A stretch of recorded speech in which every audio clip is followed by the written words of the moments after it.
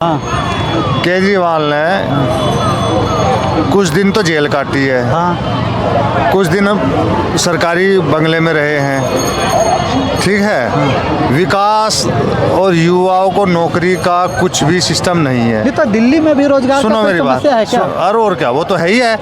रोजगार का समस्या है, जब तो बिहार से 70% बिहारी दिल्ली में आते तो हैं। यही तो मैं बोल रहा हूँ कि दिल्ली में कहाँ रोजगार की समस्या? तो रोजगार है बिहार तभी में तो आ रहे हैं ना। बिहार और यूपी में तो रोजगार की समस्या है। वो यहाँ भी दिल्ली आ रोजगार जाते की हैं। समस्या है। दिल्ली के कतेक लोगों दिल्ली को वालों को अगर सुनो। रोजगार का दिक्कत है। सुनो, हाँ। DSS भी एक चयन प्रक्रिया है, हाँ, हाँ। और उसके तहत कितने आदमी को अब तक नौकरी दी गई?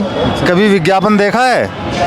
देखा नहीं ना। ये सरकारी कहाँ निकलती है? अरे निकलती है भाई। हाँ। आप कभी आपने तो बस सिर्फ गलियों की विकास कार्यों की बात की है साल के साल। हाँ। कभी युवाओं के भविष्य की बात तो की नहीं, कि जिसको जैसी योग्यता है उसके आधार पर नौकरी मिली, उसको नहीं मिली। दिल्ली पुलिस में अभी कुछ दिन पहले सिपाहियों की भर्ती हुई थी, उसमें उनकी योग्यता देखी है कितनी कितनी है? ये तो दिल्ली पुलिस अरे तो सुनो, मैं केंद्र सरकार के अधीन देखो है सुनो, ना? हाँ। केंद्र सरकार के अधीन है, मुझे भी पता है। हाँ, हाँ। और वैकेंसी भी मेरी बात तो सुनो भाई। हाँ, बताइए सर। हम उनके अंदर दिल्ली के नागरिक भी तो हैं। हाँ, हाँ। उनके पास इतनी तगड़ी तगड़ी योग्यता है, कोई सिविल इंजीनियर है, कोई एक PhD धारक है, लेकिन वो मजबूर क्यों है? उस पर ध्यान दिया?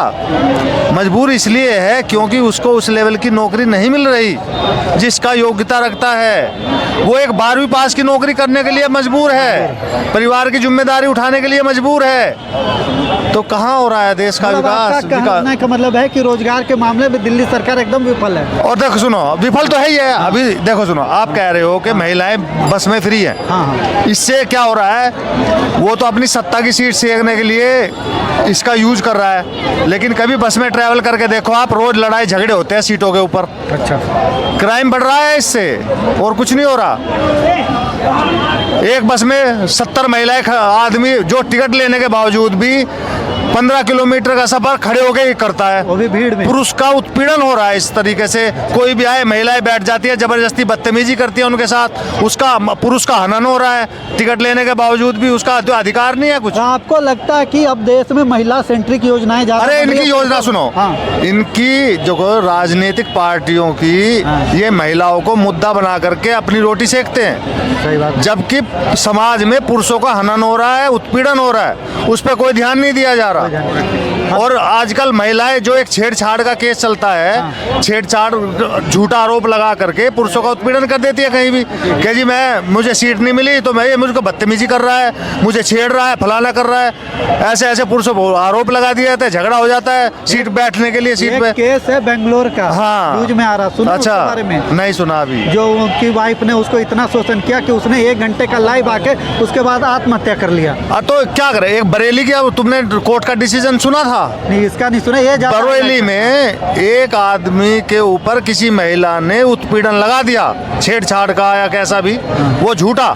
जब उसकी निष्पक्ष जांच कराई गई तो वो झूठा पाया गया। उस आदमी को उस मामले में 4 साल जेल में रहना पड़ा। 4 साल। लेकिन जेल में रहने के बाद कोर्ट ने उसको, जब उसको अच्छी तरह वो करा तो उसके बरी कर दिया गया। तो उसका तो 4 साल उत्पीड़न हुआ, प्रताड़ित किया गया, पैसा भी खर्च हुआ होगा उसका उस मामले में लड़ने में।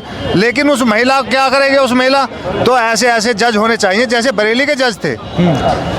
एक अच्छे विचार विवेक के साथ उन्होंने डिसीजन लिया और उस महिला को भी सजा दी। ऐसा होना चाहिए हमारे सिस्टम में कि अगर कोई झूठा आरोप लगाए, पुरुषों का हनन करे, पुरुषों का भी मौलिक अधिकार है, जबकि 60-70% इंसान खुद जज पुरुष है, लेकिन वे इस बारे में सोचते नहीं है। आपका डिमांड ये है कि महिला अगर गलत आरोप लगाए और उसका विरोध होना चाहिए, उस पर सजा निर्धारित कर देनी चाहिए, तब तक इसका दुरुपयोग नहीं होगा। जैसे 398 IPC की धारा है, दहेज उत्पीड़न, उस पर पूरे परिवार का जो है उत्पीड़न किया जाता है, जबकि ऐसी कोई 1-2% ही घटनाएं होती हैं। कोई दहेज नहीं मांगता, सब ये प्रताड़ित करने की योजना बना करके पक्षों को उकसा करके वकील केस दायर करते हैं, जिससे कि उसका पैसे का लाभ हो सके, अब उसको काम मिले, उसका पैसा आए। लेकिन इस बारे में लोग सोचते नहीं है। मतलब अब 2 पक्ष है और सरकार को भी इधर ध्यान देना चाहिए कि पुरुषों का भी पक्ष जाना है। देखो, तो जब तक इस पर सजा निर्धारित नहीं होगी, तो महिलाओं का शोषण तो हो रहा, चलो हम मानते हैं समाज में होता है, लेकिन इतना नहीं होता कि सारे देश के नागरिक हिंसक हो गए। या प्रताड़ित करने लगे किसी चीज को, तो 1-2% होगा। तो होता है समाज में 100 ना। लोग तो रहते हैं, तो गलत भी है। इन्होंने तो हर जगह यही मामला, महिला का यार, महिला है, सबके घरों में परिवार में महिलाएं हैं, बहन बेटी है, सब कुछ है, लेकिन क्या वो सब गलत नजर से देख रहे हैं उनको? ये कभी तुमने देखा कभी किसी मंत्री के साथ, लड़की के साथ रेप होता हुआ, या किसी डीएम की लड़की के साथ रेप होता हुआ? क्या कि किसी उद्योगपति का होता? कभी नहीं सुना ना। या आम नागरिक में क्यों हो रहा है भाई? क्लास और गरीब नहीं होता। ऐसा क्यों हो रहा है? उसका दुरुपयोग किया जा रहा है, कानून का दुरुपयोग हो रहा है, उसमें सुधार और सजा की जरूरत है, इसमें कानून लाने की जरूरत है। ठीक है, आपका नाम क्या हुआ सर? अरे जो भी लिख दो यार, हम आप कुछ, बताइए। हम देश के नागरिक हैं। नहीं तो नाम तो बता दो। अरे भाई, जो जिसके भी पक्ष में बोलते हैं ना, वो केस कर देगी। नहीं, कोई कुछ नहीं। आजकल हो जाता है भाई। चलिए सर, हाँ ठीक है, अगर आपको चैनल अच्छा लगे तो भैया इनको भी सपोर्ट करो, सब्सक्राइब करो। सही बात तो होगा।